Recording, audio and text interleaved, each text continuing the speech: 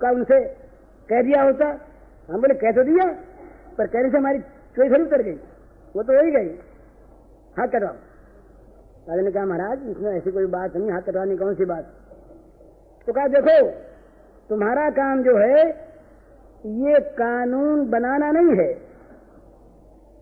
कानून का पालन करना करवाना तुम्हारा काम है। आइए महाराज प्रसन्न है।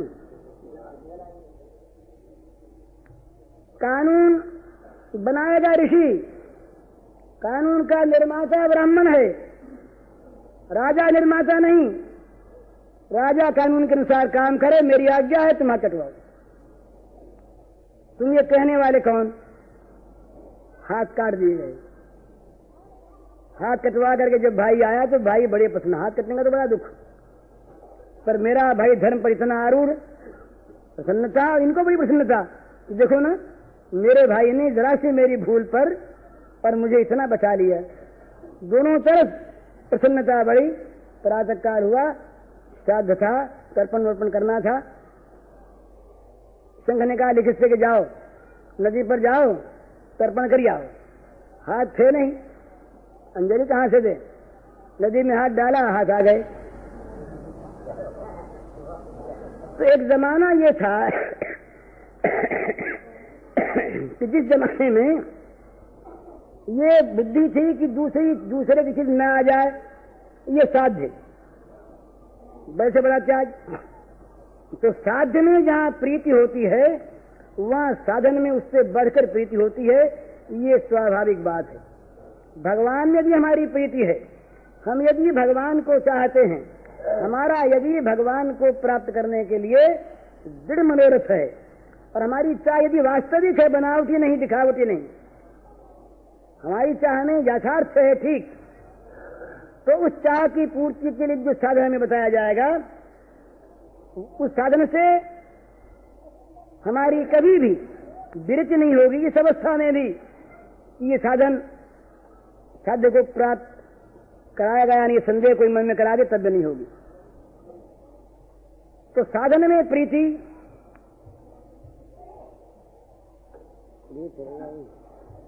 कितने पद में आते हैं?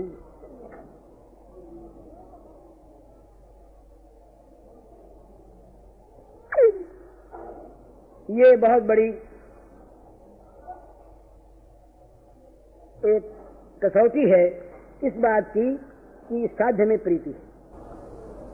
हम जब भगवान को चाहते हैं तो भगवान की प्राप्ति के मार्ग में जो विघ्न, उनको हम तुच्छ गिनेंगे, और भगवान की प्राप्ति के लिए जो साधन हमारे पास कठिन से कठिन हो, उनमें हमारा मन रमेगा।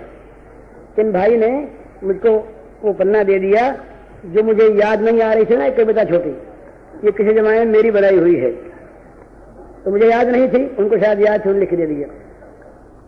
प्रियतम से मिलने को जिसके प्राण कर उठे हाहाकार, गिनता नहीं मार्ग की दूरी को वह कुछ भी किसी प्रकार। प्रियतम से मिलने को जिसके प्राण कर उठे हाहाकार, गिनता नहीं मार्ग की दूरी को वह कुछ भी किसी प्रकार। नहीं ताकता किंचित भी शत शत बाधा विघ्नों की ओर, नहीं ताकता किंचित भी शत शत बाधा विघ्नों की ओर। दौड़ छूटता जहां बजाते मधुर बंसरी नंद किशोर, दौड़ छूटता जहां बजाते मधुर बंसरी नंद किशोर। मतलब कहने का ये कि जब उस साध्य को प्राप्त करने के लिए प्राणों में वास्तविक विकलता आ जाती है, प्राण पुकार उठते हैं, प्राण रो उठते हैं, उस समय कोई उससे ये कहे कि ये तो लाख कोस की दूरी पर है, दूरी पर लाख कोस की है तो निराश नहीं होगा। हमारे यहाँ एक ऐसी कथा सुनी हुई है, चाहे काल्पनिक हो। एक सज्जन बैठे हुए तप कर रहे थे इमली के पेड़ के नीचे, तो उधर से नारद जी महाराज निकले बीणा बजाते हुए, तो देखा बड़ा सुंदर स्वर सुनाई दिया नारद जी का। तो महात्मा ने जाके प्रणाम किया, बोले महाराज कहाँ पधार रहे हैं? तो कहा वैकुंठ जा रहा हूं। वैकुंठ जा रहे हैं भगवान के पास? बोले हाँ। बोले महाराज अगर याद रहे और अगर आपको जैसे आप कृपा करें तो सरकार से पूछ आइएगा कि एक वो नगण्य सा आदमी बहुत दिनों से बैठा वो तप कर रहा है आपको पाने के लिए, आप उससे कब मिलेंगे? कहा पूछ आवेंगे, पूछ आवेंगे। इसके बाद आगे बढ़े तो एक बढ़िया सी कुटिया छाई हुई, बगीचा उगीचा लगा हुआ, बड़े सुंदर पेड़ लगे हुए, फूल खिले हुए, और एक महात्मा दूसरे एक सजे हुए सिंहासन पर बैठे और मजे में नाम जप कर रहे, आराम से बैठे। एक पंखा झल रहा है, एक आदमी गर्मी के दिन थे। अरे कौन जा रहा है? मालूम होता नारद सा जा रहा है। बोले हाँ। बोले अच्छा बुलाओ। नारद को बुला लिया पास। नारद जी महाराज आए। नारद जी ने देखा कोई संत होगा, आपने तो नारद जी सब संतों में श्रद्धा रखते हैं। कहाँ जा रहे हो महाराज? नारद से पूछा। नारद ने कहा बैकुंठ जाता हूँ। अच्छा बैकुंठ जाते हो? संदेशा हमारा ले जाओ और पूछा ना उनसे, जैसे तो कृपा करके विनम्र भाव, ये कुछ नहीं, पूछा ना संदेशा। क्या संदेशा? बोले 12 वर्ष हो गए तप करते, यहाँ पर घर द्वार सब छोड़ के बैठे हैं, बाल बच्चों का ध्यान नहीं, आराम का ध्यान नहीं, 12 वर्ष हो गए। कब मिलेगा वो? अब मिलेगा या नहीं? पूछिए ना, दूसरे काम में लगे। नारद जी का अच्छी बात महाराज, पूछ आएंगे। अब नारद जी गए वैकुंठ में, भगवान से बातचीत की और इनके बातचीत भी दोनों की पूछी आए। जब लौटे वापिस तो पहले वो मिला 12 वर्ष वाला, पीछे मिला था ना, तो रास्ते में पहले वो मिला। नारद यहाँ आओ। नारद आए। क्या कहा उसने? क्या पूछा? बोले पूछा मैंने तो भगवान बोले कि 12 वर्ष और तप करो तब मिलेंगे। तो वो जो माला की झोली हाथ में थी फेंकी दो। अभी 12 वर्ष और 12 साल तप करते मुझको हो गए, इतना मैंने त्याग किया, इतनी तपस्या की, सब कुछ छोड़ छाड़ के बोला अभी 12 वर्ष और नहीं तप करना, उसके लिए जरा अपने घर छोड़ छाड़ दी। नारद जी से पूछा भी। बोले महाराज बैठ के जरा आराम करिए थोड़ी देर। नारद जी बेचारे जानते थे सब हाल सब उसका, वहां से आगे बढ़े। अब उस महात्मा के पास पहुंचे जो तप कर रहा था इमली के पेड़ के नीचे। जब देखा नारद जी आ रहे हैं तो उठा, दूर से जाकर के साष्टांग किया बड़ी नम्रता से और कहा महाराज आप तो वैकुंठ से होकर के आए हैं, मैं तो आपके दर्शनों से ही धन्य हो गया। चरणों के धूल लेने लगा, चरणों पर आंसू गिराने लगा, बड़े स्नेह से बड़े आदर से लाया। वो ला के जरा ऊंचे स्थान पर, तो सामान तो था ही नहीं बेचारे के पास, मिट्टी उठती थी, बैठा दिया। उनकी आव भगत की, सब तरह से उनकी पूजा की, सब कुछ हो गया। तब पूछा मेरे महाराज मेरी प्रार्थना का स्मरण यदि हुआ हो और यदि आपने सरकार से मेरे संबंध में कोई बात कही हो और यदि उन्होंने कोई उत्तर दिया हो और वो उत्तर यदि मेरे सुनने लायक हो तो महाराज कृपा करें। नारद जी ने सोचा मन में, लीला की बात है कि वो 12 वर्ष की कहते ही वो तो उछल पड़ा, अच्छा हुआ महाराज पिता नहीं, और इसे तो इतनी लंबी अवधि दी है भगवान ने को, इससे कह दूंगा बेचारा बड़ा शांत है, शिष्ट है, हताश हो गया, कहीं हार्ट फेल हो गया तो मुश्किल होगी, मर जाए, मूर्छा आ जाए। बोले भैया बात तो हमने भगवान से कह दी और भगवान ने उत्तर भी दे दिया, पर अब तुमसे क्या बताऊं? नहीं महाराज बताइए भगवान का उत्तर, तो फिर बड़ी सुंदर बात। तो नारद जी ने बड़े ही दबी जबान से कहा भैया भगवान ने तो कहा, अब तुमसे क्या बताऊं, बड़ा मन में संकोच होता है। कहते बोले क्या बात कही? नहीं मिलेंगे कभी? बोला नहीं मिलने की बात नहीं। तब फिर क्या कहिए? तो कहा ये कहा कि इस पेड़ में जितने पत्ते हैं, इमली के पेड़ में, उतने 1000 वर्ष तक तप करेगा तो मिलेंगे। उसने कहा है ये कह दिया उन्होंने? सच कहते हैं आप? ये क्या उनकी वाणी? हाँ बोले मुझसे कहा इतने 1000, बोले कह दिया उन्होंने? ये बात पक्की हो गई। अरे तब फिर क्या है, लगा नाचने कूदने, वो तो आनंद में उन्मत्त होगा। अरे भगवान ने कह दिया मिलेंगे, कह दिया मिलेंगे, कह दिया मिलेंगे, कह दिया मिलेंगे, तो वो नाचता। नाचते नाचते नारायण प्रकट हो गए। महाराज ने कहा महाराज क्या आज नया अनुभव हुआ हमारे जीवन में, तो आपकी वाणी आपने कहा था नहीं मैं इतने वर्षों के बाद मिलेंगे, मैंने आके इस बेचारे से यही कहा और आपने तो ये अभी वही तो मेरे भैया इसकी दशा तो देखो। तब तो यही बात थी और अब तो इसकी अवस्था को देख करके मैं नहीं रह सका, मैं क्या करूं। नियम तो वही था पर मुझसे रहा नहीं गया। तो ये चीज है, जिस वस्तु को प्राप्त करने की हमारे मन में अनन्य अभिलाषा होती है, न तो उसको कितनी दूर है ये में चिंता होगी, न वो कब मिलेगा ये चिंता होगी। हमें तो बस वो रगड़ लगाते चले जाना है, हमें तो बस उसके मिलने के लिए प्रयत्नशील बने रहना है, भजन करते रहना है, वो मिले न मिले। और वो भजन हमारा यदि कहीं एकांत हो गया, अनन्य हो गया, तो उसके मन में आवेगी चलो मिले, रहा नहीं जाएगा। ध्रुव के मन में वो ज्वाला उठी महाराज। भगवान को प्राप्त करने के लिए वियोग की ज्वाला, उसे लोगों ने तप की ज्वाला कहा है। वो ज्वाला उठी, सारा संसार संतप्त हो गया, लोगों ने देखा महाप्रलय हो जाएगी। तो देवता पहुंचे भगवान के पास, बोले नारायण ये क्या हो रहा है? बोले कुछ नहीं हो रहा है, ये मेरा भक्त मुझको चाह रहा है। देखिए ना, भक्त की चाह में इतनी आग है, इतनी वो जोर की अग्नि है कि जगत जलने लगता है उससे। वो क्या मामूली बेचैनी है भक्त की? वो क्षण भर भी की अप्राप्ति, क्षण भर का वियोग क्या मामूली बेचैन करता है भक्त को? जल गई आग उसके हृदय में। भगवान दौड़े आए, भगवान ने कहा देवता उसने तुम शांत रहो, वो जलाए वलाएगा उस सबको शांत करेगा। अंदर बैठे थे भगवान ने, उसने क्या किया था कि ध्यान में भगवान के नारायण स्वरूप को चतुर्भुज महामनोहर उसके हृदय में बांध लिया। अब भगवान आए, आगे सामने खड़े हैं। अब ये तो मस्त है, अपना जगत जलता है इसकी आग से और ये मस्त है ध्यान अनुराग से, मौज है, बैठा है। भगवान ने देखा उठे उठेगा नहीं।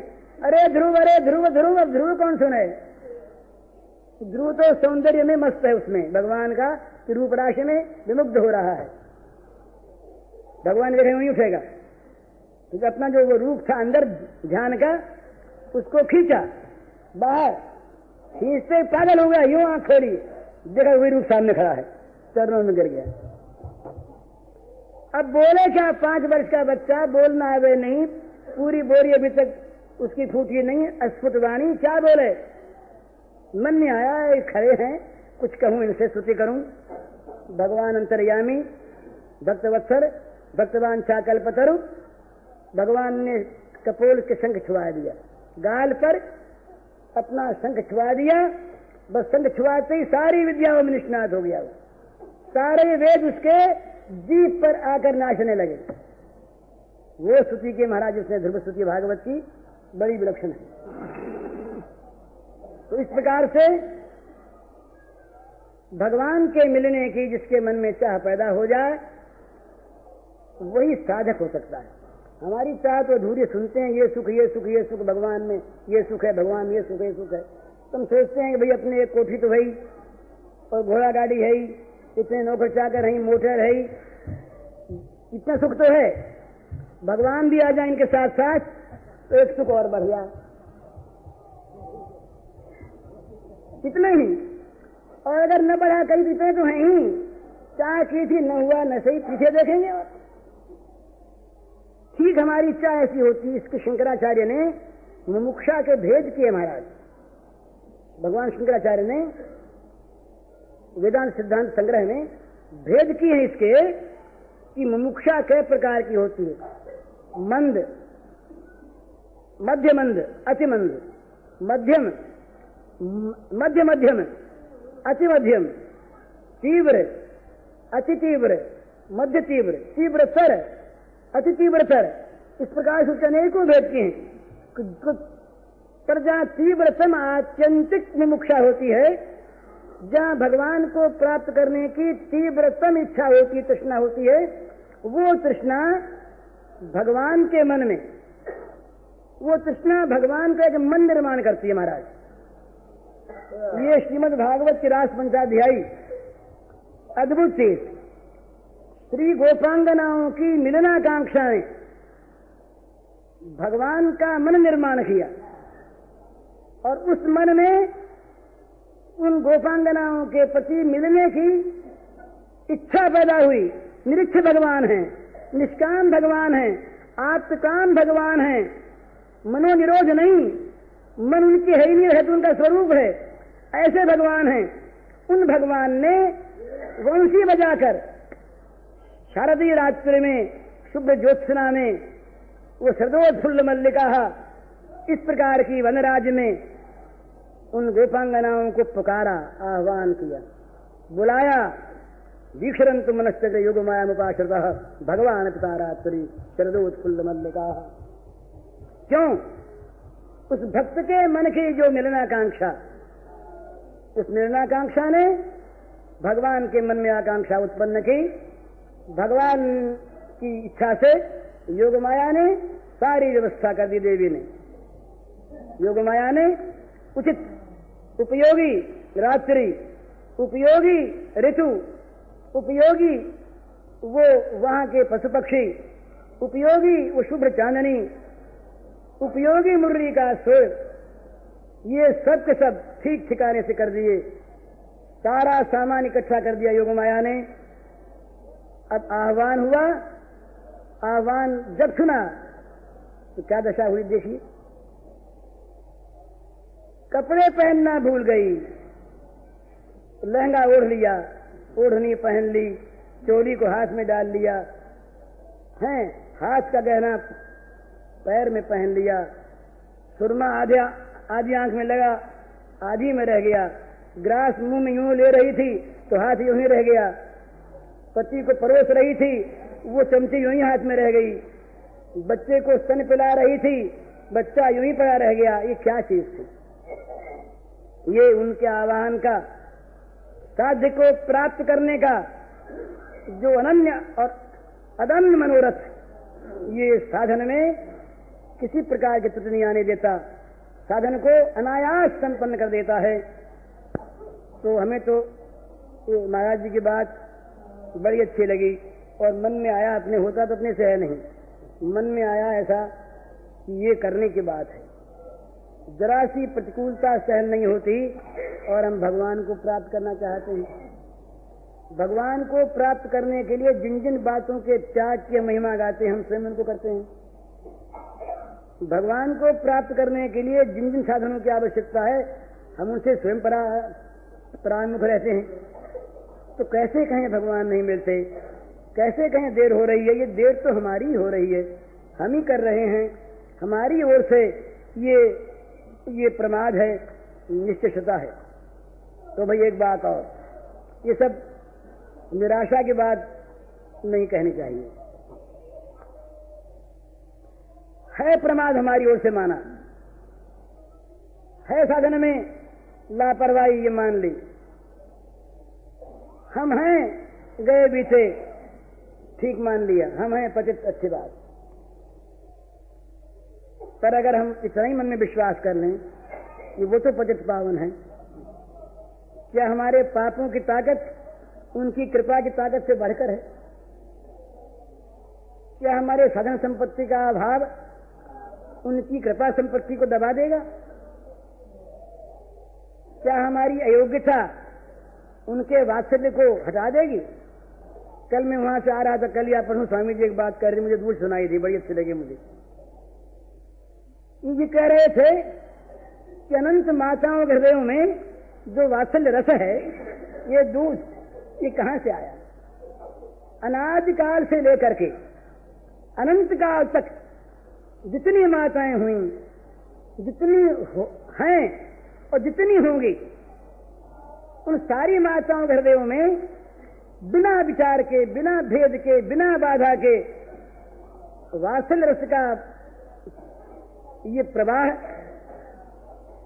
ये जिस बासुरी सागर का कण है, एक सीकर मात्र है, उस समुद्र का सीकर है, ये वहीं से तो आया है। ये आया कहां से? ये सब इकट्ठा कर लिया जाए, सारी माताओं का सारा वात्सल्य, आज तक का, भूत भविष्य वर्तमान का सारा, तो उस सागर की एक बूंद होगी, एक बूंद भी नहीं होगी। तो ऐसे भगवान जब एक माता मर भरे बच्चे का परित्याग नहीं करती, जब एक मैया अपने बीमार बच्चे को छोड़कर नहीं जाती, जब एक माता, एक जननी अपने अयोग्य बच्चे के साथ लापरवाही से नहीं बरतती, तब हम भगवान के सामने बच्चे की भांति निश्चेष्ट होकर रो पड़ेंगे, तो क्या उनकी कृपा हमारे लिए फलवती नहीं होगी? क्या वहां साधन की अपेक्षा होगी? कभी क्या कोई माँ ये चाहती है कि मेरा मल में भरा हुआ बच्चा जब नहा के आवेगा तब उसे मैं बेटा कहूंगी, तब उसका मैं लालन पालन करने जाऊंगी? मल में भरा बच्चा रोता है, अपने आप मल धो नहीं सकता, माँ स्वयं दौड़ के मल धोती अपने हाथों से। ये माँ का स्वभाव है। इसी प्रकार हम छोटे बच्चे की भांति, शिशु की भांति अपने आप को निर्भिमान, निसत्व, सर्वथा अयोग्य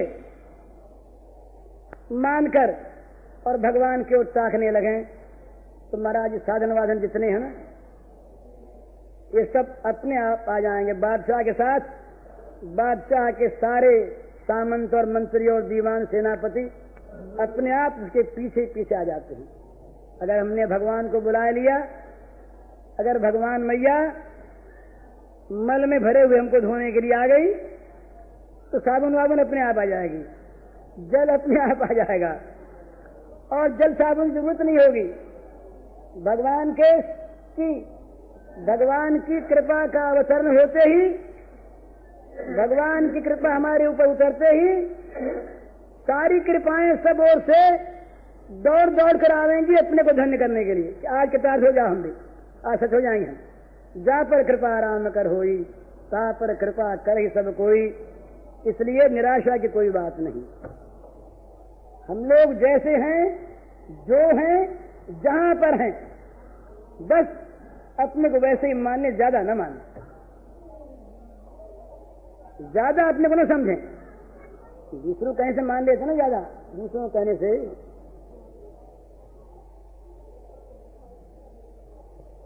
अपने को ज्यादा मान लें, महात्मा मान लें, भक्त मान लें, तो ये अपने आप घाटे में रहेंगे। माने वाने कुछ नहीं, हमारी तो जो अयोग्यता ये साबित है महाराज, हमारी तो अयोग्यता नालायक की साबित नहीं करनी पड़ती। ये तो जग जाहिर है, साबित है। हम कहीं इसको छिपाना चाहें तो हमारी नालायकी है। ये भगवान अंतर्यामी में सब जानते हैं। इस नालायकी को लेकर, इस अयोग्यता के फूलों को लेकर, इस दीनता, हीनता, क्षीणता, मलिनता की सामग्री को लेकर हम दयामय पतित पावन करुणा सिंधु भगवान के चरणों में पहुंच जाएं। कहीं महाराज हमारे पास तो ये मलिनता है, ये मल भरा हृदय है, ये दोष भरा जीवन है, अब तुम चाहो इसे साफ कर दो, तुम चाहो नरकों में भेज दो, तुम मारो जलाओ, हमारे पास कोई सामर्थ्य नहीं। तो भगवान घोषणा करेंगे, साधुरेव समंतव्या। महापापी का साधु कैसे हो गया? इस सम्यक व्यवस्थित हो हिता, ठीक ठिकाने पर आ गया वो। अंधकार वहां पहुंचा जहां सूर्य का प्रकाश आने वाला है। अब अंधकार मरने वाला है। अमावस्या की घोर निशा सूर्योदय के समीप आ पहुंची। अब क्या है? आग लग चुकी कूड़े के नीचे, अब जलने में कौन देरी है? इसी प्रकार से भगवान के सम्मुख हो जाओ, परवाह न करो इस बात की कि हम आज तक कैसे थे। कुछ नहीं, भगवान की कृपा के सामने हमारे अब तक के दुष्कृतों की कोई ताकत नहीं वो ठहर सके।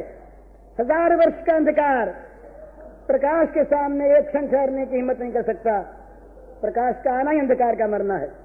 इसी प्रकार भगवान की कृपा अगर हमारी रक्षा के लिए आ जाए और वो तैयार हमारे चाहते ही तैयार, मांगते ही तैयार, देखते ही तैयार, उस तरफ देखा कि मां हंस रही है, कृपा रे तुमने अब तक मेरी ओर देखा नहीं, बस निश्चिंत हो जाओ, ये कृपा कह रही है। इसलिए घबराने की आवश्यकता नहीं, चिंता की आवश्यकता नहीं, कि जितनी साधना की आवश्यकता है ये अपने आप को ला देंगे। हम केवल एक काम करें, है तुलसी परतीत एक, प्रभु मूर्ति कृपामयी है। बस तुलसीदास ने निराश होकर के बड़ी आशा प्रकट की, सारे अंग का वर्णन किया। महाराज किस किस का नाम लें? आंख, कान, नाक, जिह्वा, त्वच, मन, बुद्धि, ये सब दूसरों की सेवा में लगे हुए, सब आपसे विमुख, सकल अंग पद विमुखनाथ, मुख नाम की ओट लई है तुलसी परतीत एक, प्रभु मूर्ति कृपामयी है। बस एक विश्वास है मेरे पास, तो यही एक संपत्ति है कि प्रभु की मूर्ति कृपा से बनी हुई है। मैं तो कृपा के योग्य नहीं, पर वो कृपा के बिना रह नहीं सकते। जो योग्य पर कृपा करते हैं वो कृपा में नहीं होते, वो तो योग्यता का पुरस्कार देते हैं। पर जहां योग्यता अयोग्यता का कोई भेद नहीं, कृपा ही स्वभाव है, वहां फिर कोई डर की बात नहीं, कोई भी निराशा की बात नहीं। बस मजे में उस कृपा की ओर देखो और निहाल हो जाओ। है तुलसी परतीत एक, प्रभु मूर्ति कृपामयी है। बोल सियावर रामचंद्र की।